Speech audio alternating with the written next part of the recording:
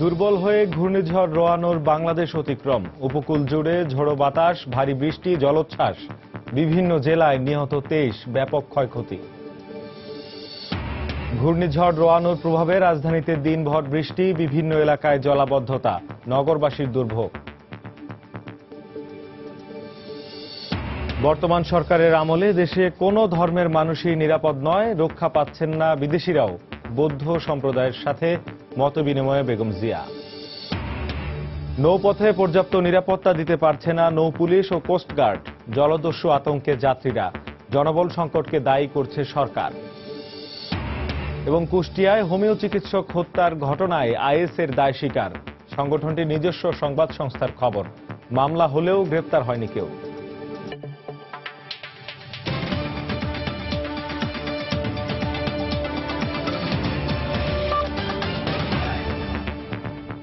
প্রবাসের সময় সঙ্গে আছি আমি শেখ জায়েদ। দুর্বল হয়ে বাংলাদেশ অতিক্রম করেছে ঘূর্ণিঝড় রোয়ানো। এর প্রভাবে উপকূলীয় এলাকায় ঝড়ো বাতাসের সঙ্গে বৃষ্টি হচ্ছে। এতে চট্টগ্রামের পতেঙ্গা সমুদ্র সৈকতের তীরে বিভিন্ন ঘরবাড়ি, দোকানপাট ক্ষতিগ্রস্ত হয়েছে। 4 থেকে 5 ফুট পানির নিচে তলিয়ে গেছে আনোয়ারা, বাঁশখালী সহ বেশ কয়েকটি উপকূলীয় এলাকা। এদিকে চট্টগ্রাম, লক্ষ্মীপুর, ভোলা, পটুয়াখালী, নোয়াখালী ও কক্সবাজারে 23 জনের মৃত্যুর খবর পাওয়া গেছে। চট্টগ্রাম থেকে আরো জানাচ্ছেন কমল দে। শনিবার সকাল ঠিক 11:30টায় শুরু হয় ঝোড়ো হাওয়া, সে সাথে ছিল সাগরের বিশাল আকৃতির ঢেউ। বড় বড় ঢেউগুলো যখন উপকূলে আশ্রয় পড়ছিল, তখন একে একে সাগরে ভেসে যেতে থাকলো বসতবাড়ি, ব্যবসা প্রতিষ্ঠান। আর তীব্র বাতাসে কাগজের মতো উঠছিল টিনের তৈরি চালাগুলো। বাড়ির অবস্থা খুব খারাপ, আমরা মাল সামান দিতে পারি নাই, বেশিরভাগ দোকান শেষ, আমরা খুব ক্ষতিগ্রস্ত হয়ে গেছি।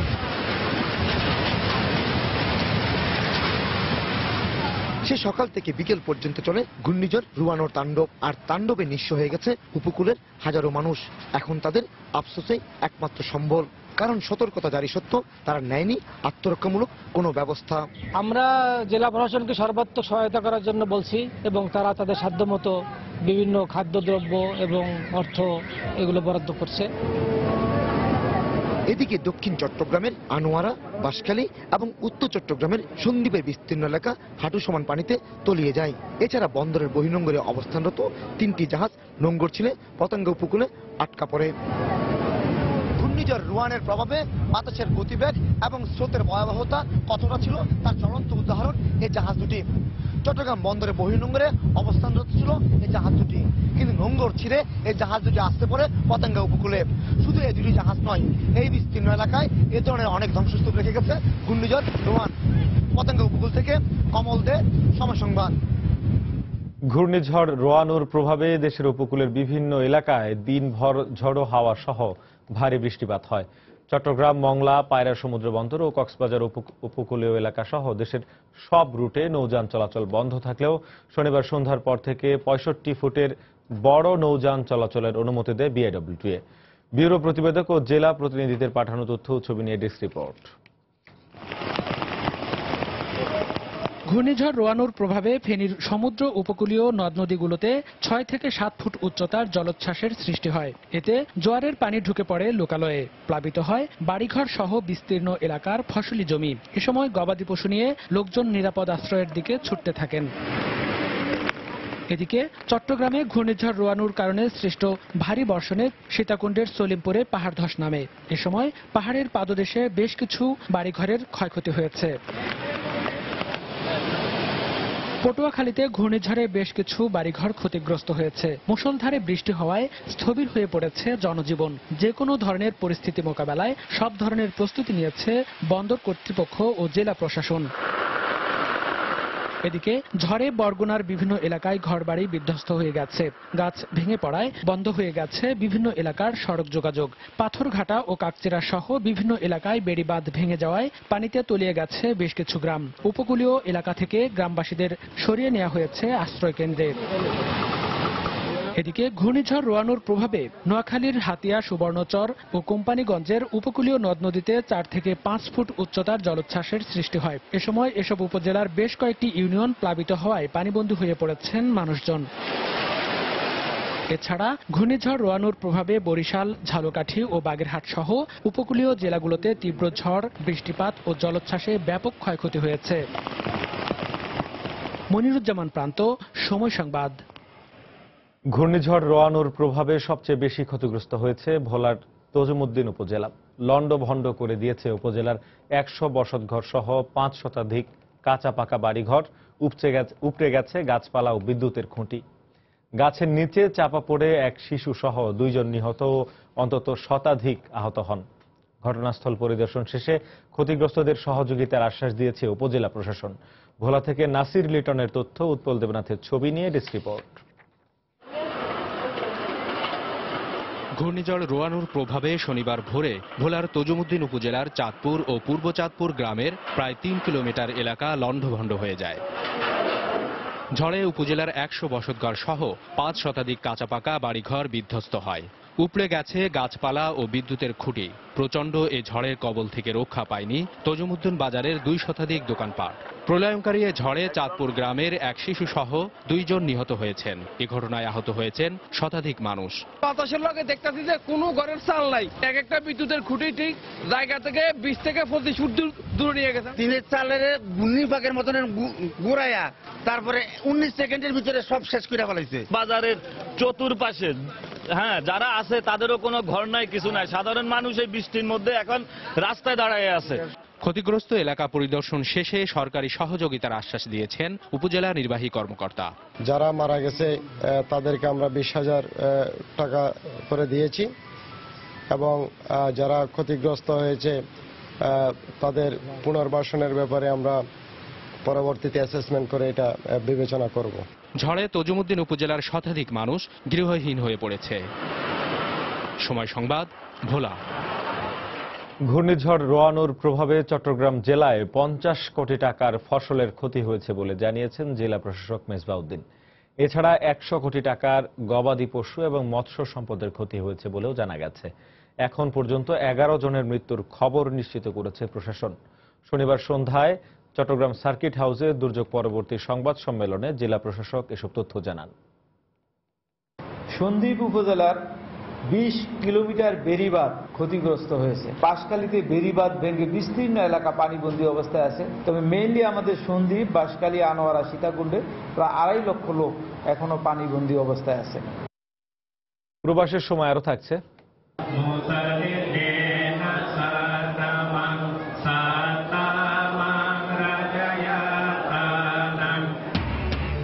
বিভিন্ন আচার অনুষ্ঠানে শুভ বুদ্ধ পূর্ণিমা উদযাপন, উপাসনালয়গুলোতে বিশ্ব শান্তি ও মঙ্গল কামনা। ঘূর্ণিঝড় রোয়ানু পরবর্তী পরিস্থিতি মোকাবেলার জন্য সার্বিকভাবে সব প্রস্তুতি নেওয়া হয়েছে বলে জানিয়েছেন দুর্যোগ ব্যবস্থাপনা ও ত্রাণমন্ত্রী মোফাজ্জল হোসেন চৌধুরী মায়া। শনিবার দুপুরে দুর্যোগ ব্যবস্থাপনা অধিদপ্তরের সংবাদ সম্মেলনে তিনি কথা জানান। সার্বিক প্রস্তুতি যা বলতে গেলে, এক কথা বলতে গেলে ইনশাল্লাহ আমরা সব দিক থেকে এটাকে মোকাবেলা করার জন্য প্রস্তুত রয়েছি। 3,500 আশ্রয়কেন্দ্রে প্রায় 5 লক্ষ মানুষকে আমরা সরিয়ে আনতে সক্ষম হয়েছি এবং প্রত্যেকটা জেলায় আমরা তাৎক্ষণিক 4 লক্ষ টাকা মজুদ দিয়েছি এবং 200 টন মেট্রিক টন চাল আমরা হাতে রেখেছি। Fire service, civil defence, scout, প্রায় 1 লক্ষ ভলান্টিয়ার এই 14টি জেলায় দিন রাত পরিশ্রম করে চলছেন। ঘূর্ণিঝড় রোয়ানুর প্রভাবে রাজধানীতে দিনভর বৃষ্টিতে কয়েকটি এলাকায় জলাবদ্ধতা সৃষ্টি হয়। এতে বিড়ম্বনায় পড়েন নগরবাসী। জলাবদ্ধতার কারণে সকাল থেকেই শুরু হয় নাগরিক দুর্ভোগ। রাস্তায় হাঁটু পানি জমে বিপাকে পড়েন সাধারণ মানুষ। টানা বৃষ্টির কারণে রাজধানীর শান্তিনগর, রাজারবাগ, মৌচাক, হাজারীবাগ সহ বিভিন্ন এলাকায় জলাবদ্ধতার কারণে দুর্ভোগে পড়ায় ক্ষোভ প্রকাশ করেন এলাকাবাসী। এদিকে জলাবদ্ধতা পরিস্থিতি দেখতে শান্তিনগর এলাকায় এসে ওয়াসা ও সিটি কর্পোরেশনের প্রতিনিধি জানান, জমে যাওয়া পানি নিষ্কাশনের সর্বোচ্চ চেষ্টা করছেন তারা। জলাবদ্ধতা কমে নাই, আগে তো পুরো ডুবে যেত, এখনো যা দেখতেছেন এই পর্যায়ে একটু পানি হলে এই অবস্থা সব সময় আছে। আমরা ব্যবসা করি, বাজারের দোকান আছে, সকাল থেকে 2,000 টাকা বিক্রি করতে পারি নাই। মানুষজনের বোঝারও কোনো উপায় নাই যে এখানে কি গর্ত আছে কি নাই। আইডিয়ার ভিতর আমরা গাড়ি চালাইতেছি, রাস্তায় মনে করেন কোন জায়গায় গাতা, কোন জায়গায় কি, এগুলা বোঝা যায় না। ওয়াসার অনেক পিটগুলো বন্ধ আছে হয়তো কিছু, যার কারণে পানিটা একটু স্লোতে নামতেছে। এবং আমরা ওয়াসার যে লোকজন আছে তাদেরকে বলে দিচ্ছি যাতে কাজ করে। বুলগেরিয়া সফর শেষে দেশে ফিরেছেন প্রধানমন্ত্রী শেখ হাসিনা। বিমান বাংলাদেশ এয়ারলাইন্সের একটি ফ্লাইটে শনিবার সকাল 6:10 শাহজালাল আন্তর্জাতিক বিমানবন্দরে পৌঁছান তিনি। মুখ্য সচিব আবুল কালাম আজাদ সহ ঊর্ধ্বতন কর্মকর্তারা বিমানবন্দরে প্রধানমন্ত্রীকে স্বাগত জানান। এর আগে শুক্রবার বুলগেরিয়া থেকে বাংলাদেশ সময় রাত 11টায় তিনি ঢাকার উদ্দেশ্যে রওনা হন। প্রধানমন্ত্রীর সফরকালে দুদেশের মধ্যে 3টি সমঝোতা স্মারক ও একটি চুক্তি স্বাক্ষরিত হয়।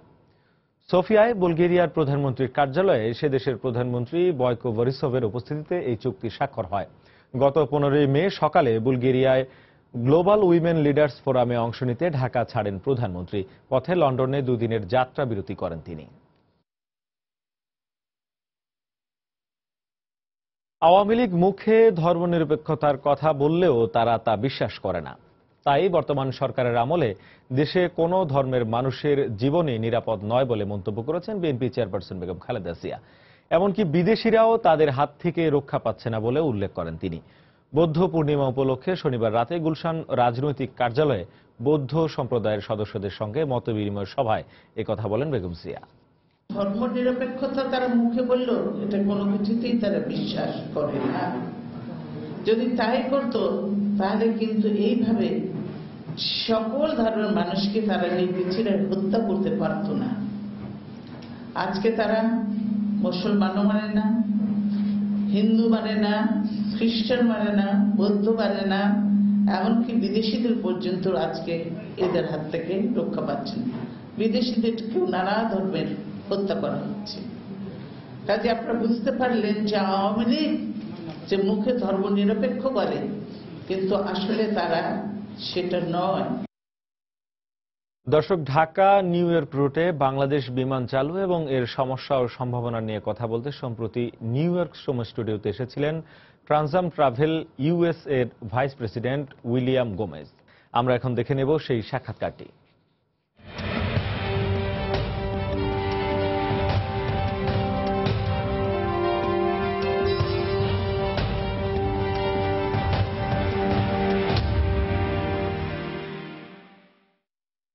দর্শক, প্রবাসের বাংলাদেশ অনুষ্ঠানের সময় নিউ ইয়র্ক স্টুডিওতে আপনাদেরকে স্বাগত জানাচ্ছি। আমি শিহাবুদ্দিন কিসলু। আজকে আমাদের সাথে আলোচনায় অতিথি হিসেবে রয়েছেন যুক্তরাষ্ট্রের মূলধারার অন্যতম ট্রাভেল ব্যবসায়ী প্রতিষ্ঠান ট্রানজাম ট্রাভেলের ভাইস প্রেসিডেন্ট উইলিয়াম গোমেজ। উইলিয়াম গোমেজ, আপনাকে স্বাগত আমাদের অনুষ্ঠানে। অনেক ধন্যবাদ আমাকে নিমন্ত্রণ দেওয়ার জন্য। আজকে আমরা কথা বলবো নিউ ইয়র্ক রুটে বিমান চালু। উইলিয়াম গোমেজ, আমরা প্রথমেই একটু জেনে নিই আপনার এই ট্রানজাম ট্রাভেল সম্পর্কে। আমাদের ট্রানজাম ট্রাভেল আমরা এই ইউনাইটেড স্টেটে খোলা হয়েছে 1980 থেকে। We are more than 35 years old, পুরানো কোম্পানি। অ্যান্ড আমরা 102টা এয়ারলাইন্সের জিএসএ বা হোলসেলার বলতে পারেন ইউএসএ। অ্যান্ড আমরা ব্যবসা করছি অনেক দেশের এয়ারলাইন্সের সাথে। বাংলাদেশ বিমান একটা বিশাল পরিমাণ রাজস্ব হারাচ্ছে। এই ব্যাপারে আপনার কি মত, যে কেন বিমান এই জায়গাটাতে আসতে পারছে না?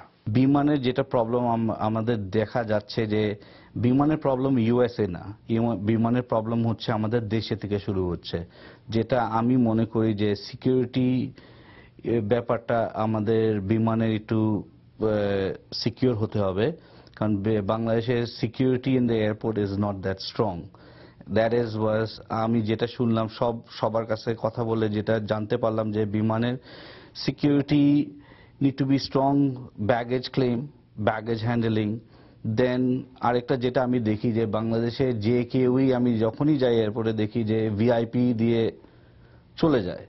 ভিআইপি এমন একটা জিনিস যেটা need to be secure and handled by Bangladesh airport authority. Just because সে এসে কেউ বললো আমাকে পরিচিত আছে, তাকে নিয়ে যদি চলে যায়, ব্যাগে কি আছে কি নিয়ে আসলো আমরা কিছুই জানি না। Security is a big issue. যে দেশে এয়ারলাইন্স সাকসেসফুল হয় সিকিউরিটির জন্য, আপনি আজকে দেখেন Emirates is a newer carrier than Biman, but Emirates is ruling পুরা পৃথিবীর মধ্যে। They are growing faster than anybody else. আর তারা যেই দেশেই যায় ওই সিকিউরিটি রুল ফলো করে। And ওদের আপনি যদি দুবাইয়ে যান দেখবেন যে how secure the airport is. কার্গোতে তো মেশিনের মধ্যে দিয়ে সিকিউর হয়ে একটা জিনিস যাচ্ছে, কিন্তু যারা প্যাসেঞ্জার যাচ্ছেন, যারা যাত্রী যাচ্ছেন, তাদের সিকিউরিটি ব্যাপারটা আপনি কি বলতে চাচ্ছেন? যে এখানে একজন সিকিউর কে হয়, যেমন একটা মিনিস্টার হতে পারে, একটা সেনেটর হতে পারে, কিন্তু তার ভাই বা তার ছেলেরা তো আর সিকিউর হতে পারে না, তারা তো আর সেনেটে নাই বা তারা মিনিস্টার বা এমপি না। এটা আমাদের দেশে যেটা হয় আমি দেখি যে প্রায় আপনার কেউ পরিচিত থাকলেই তারা ভিআইপি দিয়ে বের করে নিয়ে যায় কাস্টমারদের। কোনো ব্যাগেজ স্ক্যান করা হচ্ছে না, কিন্তু রেগুলার কাস্টমারদের ব্যাগেজ স্ক্যান করা হচ্ছে, কিন্তু ভিআইপিদের করা হচ্ছে না। ভিআইপি কখন হয় মানুষ? যখন আপনার একটা স্ট্যাটাস থাকবে VIP, and VIP have to be clear. বিমানে ওঠার ক্ষেত্রেও কি এই সমস্যাটা রয়েছে? হ্যাঁ, এই সমস্যা ওঠার ক্ষেত্রেও হচ্ছে। যারা ভিআইপি তারা ভিআইপি দিয়ে চলে যাচ্ছে, তাদেরকে সিকিউরিটি চেক করা হচ্ছে না। তাদেরকে সিকিউরিটি চেক করার পরে আমার মনে হয় বিমানটাকে আমাদের সিকিউর করতে হবে। আমাদের একটা ন্যাশনাল ক্যারিয়ার, তাদের একটা প্রাইড থাকতে হবে যে এটা সিকিউর ক্যারিয়ার, এটাতে যে কেউ উঠতে পারে, এটাতে কোনো প্রবলেম হবে না তাদের সিকিউরিটির ব্যাপারে। আমাদের একটা ফেথ বের করতে হবে। আমাদের যে শুধু বাংলাদেশিদের কাছেই আমরা বিমান বিক্রি করব এটা না, আমাদের দেশের আমাদের বিমান ন্যাশনাল ক্যারিয়ার, আমাদের সার্ভিস বিক্রি করতে হবে। আমাদের উচিত অন্য দেশে বিক্রি করতে। আজকে Indian career like jet Airways, air India, তারা সব জায়গায় যাচ্ছে। আমাদের বিমানের instead of route getting increase, we are getting decrease. আমাদের বিমানটাকে সিকিউর করে বড় করতে হবে। বাইরের দেশগুলোতে বা যুক্তরাষ্ট্রে এই ভিআইপি সিকিউরিটিটা কি পদ্ধতিতে কেমন ভাবে দেখা যায়? এই আমেরিকাতে আপনি যদি even a senator or x president হন, ইউ স্টিল হ্যাভ টু আপনার সিকিউরিটি স্ক্যানিং করার পরেই আপনাকে প্লেনে ঢুকতে দেবে। এন্ড তারা সিকিউরিটি, ইভেন দ্য সিকিউরিটি গার্ডও তাদের সিকিউরিটি স্ক্যানিং সহ যেতে হবে, তাদের প্রি অথরাইজেশন থাকতে হবে এয়ারপোর্টে যাওয়ার আগে। এবং আমি বলি যে আমার হয়েছে অলমোস্ট 10-15 বছর আগে, 10 বছর আগে আমি নিউ ইয়র্কে, ওয়াশিংটন থেকে নিউ ইয়র্কে আসতেছিলাম। তখন আমি জিমি কার্টার এক্স প্রেসিডেন্টের সাথে একই প্লেনে আসলাম। দেখলাম যে উনি রেগুলার সিকিউরিটি দিয়ে চলে আসলো, ওনার বডিগার্ডগুলো রেগুলার সিকিউরিটি দিয়ে চলে আসলো। প্লেনে সবার সাথে এসে বসে, ইভেন প্লেনে সে এত সিকিউর মনে করলো, সে এসে সবার সাথে হ্যান্ডশেকও করলো পুরো প্লেনে। So it's a security, you have to feel comfort. এই নিরাপত্তার বিষয়টি নিয়ে আমরা যেই ব্যবসাটা হারাচ্ছি এর পরিমাণ কি হতে পারে? অ্যাটলিস্ট বিটুইন 30 to 40% বিজনেস আমার মনে হয় তো ওর জন্য লস হচ্ছে আমাদের। সিকিউরিটির জন্য আমরা ইউএসএ আসতে পারতেছি না। এই দিকটি চিন্তা করে আমরা যদি বিমানকে আবার পুনরায় চালু করতে যাই, কিভাবে এই সমস্যাটা সমাধান করতে পারি দ্রুত? নাম্বার 1, এয়ারপোর্ট অথরিটিকে পাওয়ার দিতে হবে যে তারা এয়ারপোর্টটাকে সিকিউর করবে। যে কেউ এসে বলতে পারবে না যে আমার মামা, আমার চাচা, কেউ আমি চিনি, আমাকে ভিআইপি দিয়ে যেতে দাও। This have to be stopped. এটা হ্যাভ টু বি, আমাদের এয়ারপোর্টটাকে আগে সিকিউর করতে হবে, দেন আমাদের অটোমেটিকলি আমাদের নিজের লোকরা যেতে চাবে নিজের প্লেনে। প্রবাসী বাংলাদেশিরা বিশেষ করে যুক্তরাষ্ট্র থেকে কোন ক্যারিয়ার বেশি ব্যবহার করে? মিডল ইস্টার্ন ক্যারিয়ার গুলা, এমিরেটস, ইতিহাদ, কাতার, কুয়েত, টার্কিশ এয়ারলাইন্স, এগুলাই ইউজ করে এখন। এবং কি পরিমাণ ব্যবসা এরা করে আমাদের কমিউনিটি থেকে? আমার তো মনে হয় আমাদের ডেইলি সেল বাংলাদেশ মার্কেটে অ্যাটলিস্ট 200 থেকে 300 জন মানুষ যায় প্রতিদিন বাংলাদেশে ইউএস থেকে। এটা বিশাল অঙ্কের রাজস্ব আমরা প্রতিনিয়ত হারাচ্ছি। কারেক্ট। উইলিয়াম গোমেজ, আপনাকে অনেক ধন্যবাদ আপনার মূল্যবান সময় দেওয়ার জন্য। আমরা আশা করি আপনার এই পরামর্শ আমাদের যথাযথ কর্তৃপক্ষ গ্রহণ করবেন এবং সেই মোতাবেক ব্যবস্থা গ্রহণ করবেন যাতে আমরা আমাদের বিমান এবং আমাদের নিজস্ব পতাকাবাহী বিমান এই যুক্তরাষ্ট্রে পাই এবং আমাদের সরকারও রাজস্ব থেকে অনেক লাভবান হয়। আপনাকে অনেক ধন্যবাদ। অনেক অনেক ধন্যবাদ। দর্শক, আজকের মতো এখানেই বিদায় নিচ্ছি। আবারও দেখা হবে নতুন কোনো অতিথিকে সাথে নিয়ে। সেই পর্যন্ত সুস্থ থাকুন, ভালো থাকুন।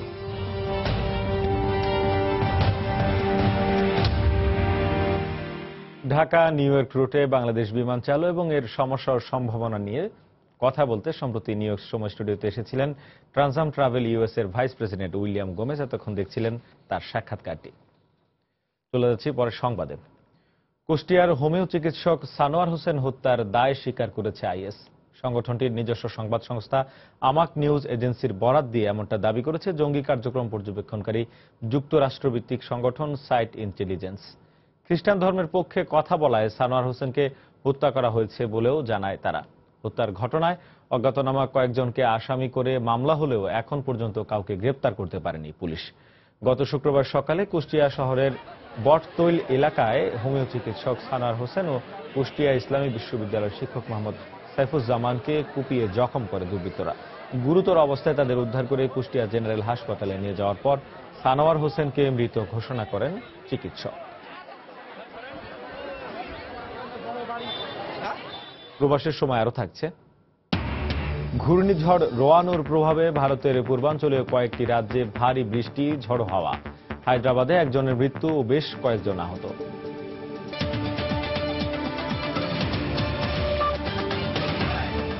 আরএফএল ওয়াটার পাম্প, পানি দেবে টেনশন নয়।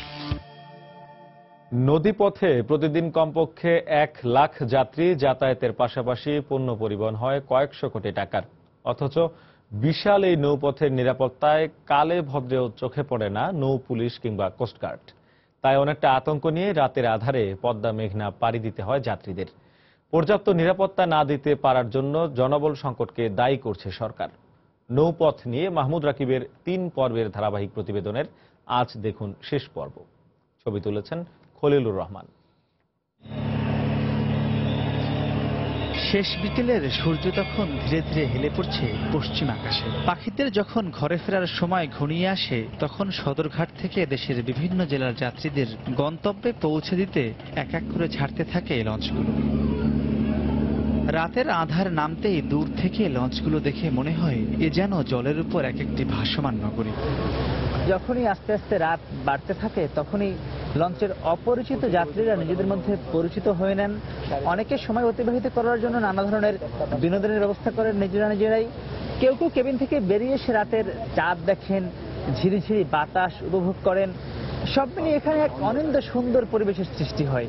রাতে আকাশ দেখা যায়, চাঁদ দেখা যায়, মাছ ধরা, এগুলো মাঝি, এইসবই ভালো লাগে। লঞ্চে তো ফার্স্ট টাইম, এই জন্য ভিউটা খুব ভালো লাগতেছে। যদিও রাত গভীর হওয়ার সাথে সাথে ভাসমান নগরের যাত্রীদের মাঝে তৈরি হয় জলদস্যু আতঙ্ক।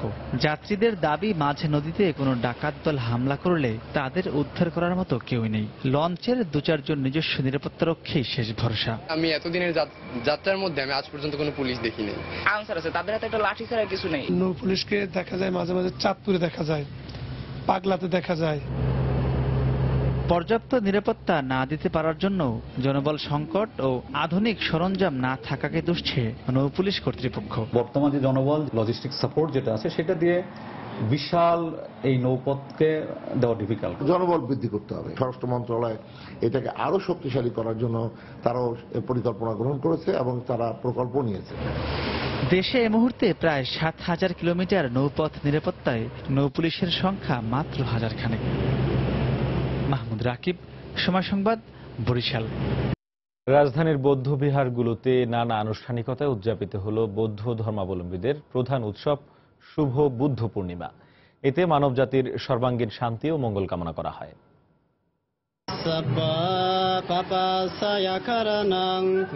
সমস্ত পাপ থেকে দূরে থাকো, সৎ চিত্তে কুশল কর্ম সম্পাদন করো। বুদ্ধের এমন অনুশাসন সমূহের উচ্চারণে মুখর বৌদ্ধ বিহার প্রাঙ্গণ। গৌতম বুদ্ধের আবির্ভাব, বোধিপ্রাপ্তি আর মহাপরিনির্বাণ, এই ত্রিমহান স্মৃতি বিজড়িত তিথির মাঙ্গলিক আচার শুরু হয় সূর্যোদয়ের পর থেকেই। ভিক্ষু সংঘকে পিণ্ডদান, এরপর শিলগ্রহণ ও বুদ্ধ পূজা। প্রার্থনায় বিশ্বময় শান্তি, সমৃদ্ধি আর মঙ্গল কামনার পাশাপাশি ঠাঁই পায় সাম্প্রতিক দুর্যোগ থেকে পরিত্রাণের আকাঙ্ক্ষা। জাতি, ধর্ম, বর্ণ নির্বিশেষে সবাই যাতে সুখে শান্তিতে থাকে। বাংলাদেশ তথা এশিয়া যেন এই দুর্যোগ, প্রাকৃতিক দুর্যোগ রোয়ানো থেকে মুক্তি পাক। বুদ্ধের বাণীকে ধারণ করে মৈত্রী ও করুণায় সিক্ত হবে মানবতা, এমন আহ্বান সম্প্রদায়ের বাংলাদেশের সর্বোচ্চ ধর্মীয় গুরুর। বৈশাখী পূর্ণিমা কি মহান স্মৃতি বিজড়িত উৎসবটি, তার এই ঐন্টা বাণী এবং মৈত্রী বাণী, করুণার বাণী বহন করিয়া দুঃখ জড়া থেকে মানুষের মুক্তির উপায় খুঁজতে 6 বছর তপস্যা করে বোধি অর্জন করেন গৌতম সিদ্ধার্থ। বুদ্ধত্ব অর্জনের পর প্রথম যে বাক্যটি তিনি উচ্চারণ করেন তা হল সব্বে সত্তা সুখিতা ভবন্তু, সকল প্রাণী সুখী হোক। বিশ্বব্যাপী সংকটের এই সময়ে এই মর্মবাণী হতে পারে শান্তির আলোকবর্তিকা। সৌমিত্র শুভ্র, সময় সংবাদ, ঢাকা। সিরাজগঞ্জে আবারও ব্যাপকভাবে ছড়িয়ে পড়েছে অ্যানথ্রাক্স রোগ। ইতোমধ্যে জেলার 3টি উপজেলায় নারী, পুরুষ ও শিশু সহ 90 জন আক্রান্তের সন্ধান পাওয়া গেছে। এতে আতঙ্কিত এলাকার সাধারণ মানুষ। তবে স্বাস্থ্য বিভাগ বলছে আতঙ্কিত হওয়ার কিছু নেই, আক্রান্তদের প্রয়োজনীয় চিকিৎসা সেবা দেওয়া হচ্ছে। সিরাজগঞ্জ থেকে বিস্তারিত জানাচ্ছেন রিঙ্কু কুন্ডু। সম্প্রতি কামারখন্দ উপজেলার জামতল শাহপাড়ার বুদ্ধু সাহার দুটি গরু অসুস্থ হয়ে পড়লে তা জবাই করে এলাকার প্রায় 50টি পরিবার স্বল্প মূল্যে মাংস ভাগাভাগি করে নেয়। 2-3 দিনের ব্যবধানে ওই মাংস কাটাছেঁড়া এবং খাওয়ার সাথে জড়িতদের শরীরের বিভিন্ন অংশে ক্ষত চিহ্ন দেখা দেয়। পরে স্বাস্থ্য বিভাগ এখানে 29 জন অ্যানথ্রাক্স আক্রান্ত রোগীকে শনাক্ত করে।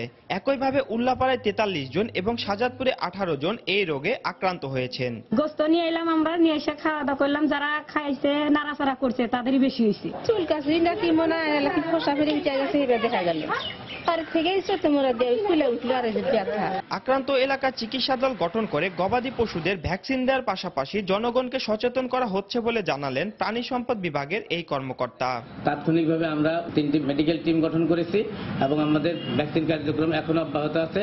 আক্রান্ত রোগীদের প্রয়োজনীয় চিকিৎসা সেবা দেওয়া হচ্ছে।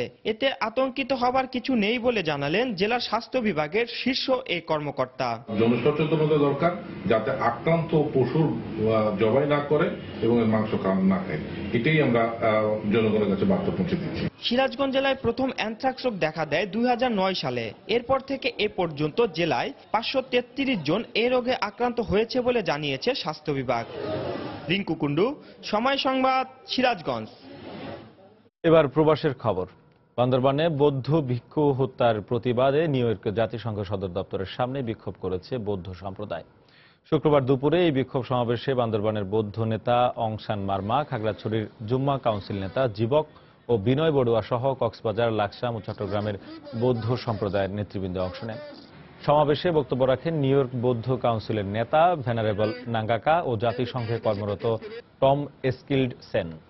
বাংলাদেশের সংখ্যালঘুরা চরম নিরাপত্তাহীনতায় ভুগছে উল্লেখ করে বক্তারা বৌদ্ধ ভিক্ষু হত্যায় দোষীদের দৃষ্টান্তমূলক শাস্তি দাবি করেন। পাশাপাশি জঙ্গি ও মৌলবাদীদের বিরুদ্ধে ব্যবস্থা গ্রহণ করতে বাংলাদেশ সরকারের প্রতি আহ্বান জানান তারা। বিশ্বে বাঙালি সংস্কৃতি ও বাংলা ভাষাকে সমুন্নত রাখার আহ্বান জানিয়ে নিউ ইয়র্কে আন্তর্জাতিক বাংলা উৎসব ও বই মেলার উদ্বোধন করেছেন কথাসাহিত্যিক সেলিনা হোসেন। শুক্রবার বিকেলে বেলুন উড়িয়ে ও ফিতা কেটে এই উৎসবের উদ্বোধন করা হয়। উৎসবে যোগ দিয়ে নাট্যজন রামেন্দু মজুমদার বলেন, বাংলা ভাষা ও সংস্কৃতি বাঙালির শক্তি। এবারের উৎসবে মেলা প্রাঙ্গণের বাইরে বাংলাদেশ ও যুক্তরাষ্ট্রের পতাকার সঙ্গে প্রথমবারের মতো ভারতীয় পতাকা ওড়ানো হয়েছে। তবে আন্তর্জাতিক বাংলা উৎসব ও বই মেলার মঞ্চ উদ্বোধন হয়েছে হিন্দি গান ও নৃত্যে। উৎসবে আরও যোগ দিয়েছেন কথাসাহিত্যিক আনিসুল হক, অধ্যাপক আব্দুস সেলিম, গুলতেকিন খান, লুৎফর রহমান রিটন, নববিক্রম কিশোর ত্রিপুরা, মোহিত কামাল, ভারতের রবীন্দ্রসঙ্গীত শিল্পী কমালিনী মুখোপাধ্যায়, রঞ্জন বন্দ্যোপাধ্যায়, সত্যম রায় চৌধুরী, ত্রিদীপ চট্টোপাধ্যায় ও জার্মানি থেকে নাজমুন্নেসা পিয়ারি। উদ্বোধনী দিনে বইয়ের স্টল না দেখা গেলেও শনিবার ও রোববার বইয়ের স্টল থাকবে বলে জানিয়েছেন আয়োজকরা।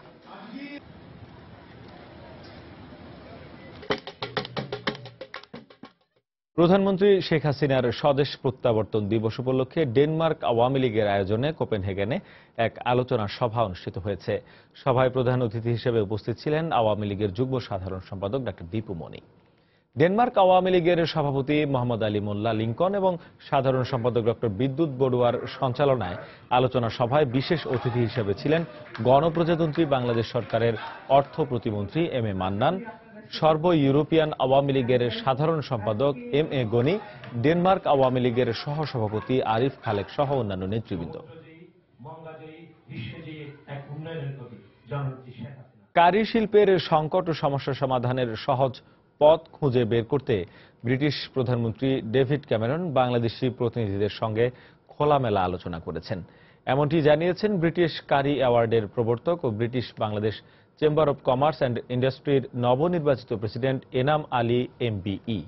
পূর্ব লন্ডনের স্থানীয় একটি হোটেলে আয়োজিত এক সংবাদ সম্মেলনে একথা জানান তিনি। গত 19 মে তার নেতৃত্বে 9 সদস্যের একটি শক্তিশালী প্রতিনিধি দল ব্রিটিশ প্রধানমন্ত্রীর সঙ্গে সাক্ষাৎ করতে গেলে ডেভিড ক্যামেরন কারি শিল্পের সমস্যা সমাধানের আশ্বাস দিয়েছেন বলে জানান এনাম আলী। একই সঙ্গে ডেভিড ক্যামেরনের সঙ্গে সাক্ষাতের বিষয়টিকে ঐতিহাসিক উল্লেখ করে শিগগিরই সংকট সমাধানে একটি লক্ষ্যে পৌঁছানো সম্ভব হবে বলেও জানান তিনি। ঘূর্ণিঝড় রোয়ানুর প্রভাবে ভারতের পূর্বাঞ্চলীয় কয়েকটি রাজ্যে ভারী বর্ষণ ও ঝড়ো হাওয়া বয়ে যাচ্ছে। রোববারও পশ্চিমবঙ্গ সহ এর আশপাশে বন্যা পরিস্থিতি অব্যাহত থাকতে পারে বলে জানিয়েছে দেশটির আবহাওয়া দপ্তর। ঝড়ের প্রভাবে এরই মধ্যে তেলেঙ্গানার হায়দ্রাবাদে একজনের মৃত্যু, বেশ কয়েকজন আহত হয়েছে। এছাড়া উড়িষ্যা ও অন্ধ্রপ্রদেশে ভারী বর্ষণের কারণে ব্যাহত হচ্ছে জনজীবন। ঘূর্ণিঝড় রোয়ানুর প্রভাবে বঙ্গোপসাগরের উপকূলীয় রাজ্য অন্ধ্রপ্রদেশে শুক্রবার ভারী বর্ষণের পাশাপাশি ঘন্টায় 100 কিলোমিটার বেগে দমকা হাওয়া বয়ে যায়। এই পরিস্থিতিতে উপকূলীয় লোকজনকে নিরাপদ স্থানে আশ্রয় নেওয়ার পাশাপাশি মাছ ধরার নৌকা সহ সব ধরনের নৌযান চলাচলে সতর্কতা জারি করে কর্তৃপক্ষ। একই অবস্থা তেলেঙ্গানা ও উড়িষ্যা রাজ্যেও। তেলেঙ্গানার হায়দ্রাবাদে ঝড়ো বাতাসে একটি ভবন থেকে পানির ট্যাঙ্কার পড়ে গিয়ে একজনের মৃত্যু হয়েছে। এরই মধ্যে রাজ্যের বিভিন্ন স্থানে বজ্রপাত অব্যাহত থাকায় জনমনে দেখা দিয়েছে আতঙ্ক। উড়িষ্যায় শুক্রবার দিনভর ভারী বৃষ্টিতে ব্যাহত হচ্ছে জনজীবন। রাস্তাঘাটের পাশাপাশি ঘরবাড়িতে পানি ওঠায় দেখা দিয়েছে দুর্ভোগ। রাত থেকেই মুষলধারে বৃষ্টি হচ্ছে, সকালে আমার ঘরেও পানি উঠে যায়। সব জায়গা পানিতে থই থই করছে, কেউ কাজে যেতে পারছে না, সব দোকানপাটও বন্ধ। রোয়ানু ভারতের মূল ভূখণ্ডে আঘাত না হানলেও উপকূল থেকে বয়ে যাওয়ায় ঘূর্ণিঝড়টির প্রভাবে রোববারও পশ্চিমবঙ্গ ও এর আশপাশে ভারী বর্ষণ অব্যাহত থাকার আভাস দিয়েছে আবহাওয়া দপ্তর। রিয়াদুল ইসলাম, সময় সংবাদ।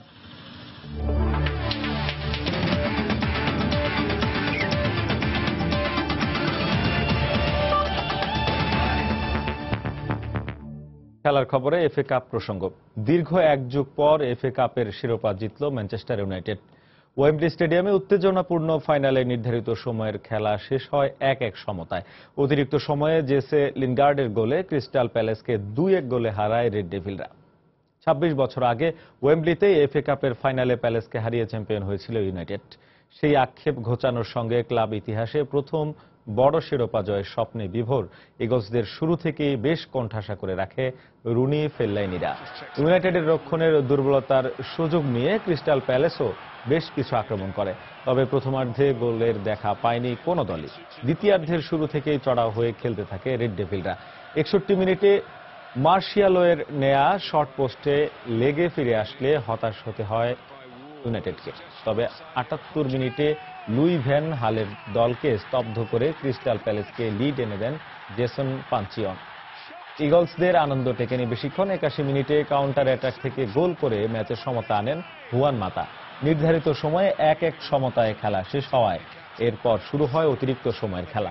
ম্যাচের 110 মিনিটে মাতার বদলি হিসাবে নামা জেসে লিনগার্ড গোল করলে জয় নিশ্চিত হয় লুই ভ্যান হালের দলের। ফলে এফএ কাপের রেকর্ড 12তম শিরোপা উল্লাসে মাতে ম্যানচেস্টার ইউনাইটেড।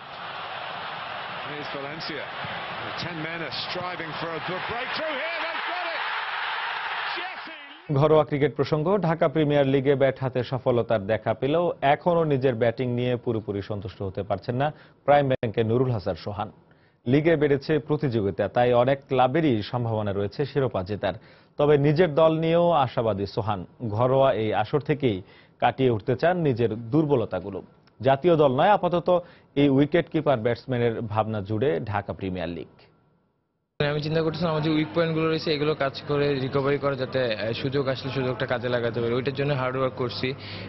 হয়তো কিছু ম্যাচ ভালো হয়েছে, কিছু ম্যাচ খারাপ হয়েছে। সো লক্ষ্য থাকবে সামনের ম্যাচগুলো যাতে আরো ভালো করতে পারি। আর যে উইক পয়েন্টগুলো কাজ করতেছে এগুলো যদি রিকভারি করতে পারি, এটা হবে সবচেয়ে বেশি পাওয়া। একজন এক জায়গা থেকে আসছিল, যার কারণে টিম স্পিডটা তৈরি হতে একটু টাইম লাগছে। তারপর লাস্টের দিকে এখন আমরা একটা টিম হিসেবে ভালো করে দাঁড়াতে পারছি। সুপার লিগে খেলার জন্য হয়তো 8টা-10টা টিমই রেসে আছে, তো সবগুলো টিমই মোটামুটি ভালো হয়েছে। তো এটা হচ্ছে আমাদের ক্রিকেটারদের জন্য অনেক ভালো। এক এক জায়গার জন্য প্ল্যান এক এক রকম থাকে, লক্ষ্য এক এক রকম থাকে। কোনো জায়গায় যেন উপরে যদি ব্যাটিং করি সেই সময় লক্ষ্য থাকবে বড় রান করা, আর নিচে যখন ব্যাটিং করি ওই সময় মেইন লক্ষ্যটা থাকে ফিনিশ করা। এই পর্যায়ে শীর্ষ সংবাদ জানিয়ে দিচ্ছি আরেকবার।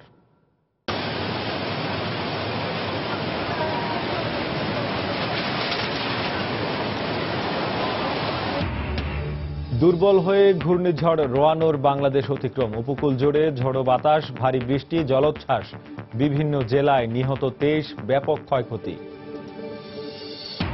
ঘূর্ণিঝড় রোয়ানুর প্রভাবে রাজধানীতে দিনভর বৃষ্টি, বিভিন্ন এলাকায় জলাবদ্ধতা, নগরবাসীর দুর্ভোগ।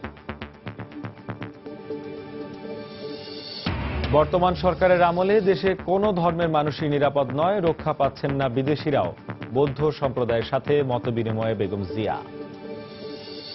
নৌপথে পর্যাপ্ত নিরাপত্তা দিতে পারছে না নৌ পুলিশ ও কোস্টগার্ড, জলদস্যু আতঙ্কে যাত্রীরা, জনবল সংকটকে দায়ী করছে সরকার। এবং কুষ্টিয়ায় হোমিও চিকিৎসক হত্যার ঘটনায় আইএসের দায় স্বীকার, সংগঠনটির নিজস্ব সংবাদ সংস্থার খবর, মামলা হলেও গ্রেপ্তার হয়নি কেউ।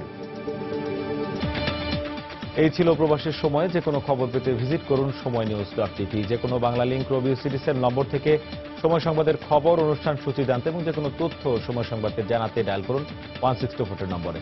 এছাড়াই মাত্র পাওয়া খবর মোবাইলে পেতে SMS করুন *SN লিখে পাঠিয়ে দিন 164 নম্বরে। সঙ্গে থাকুন সময়।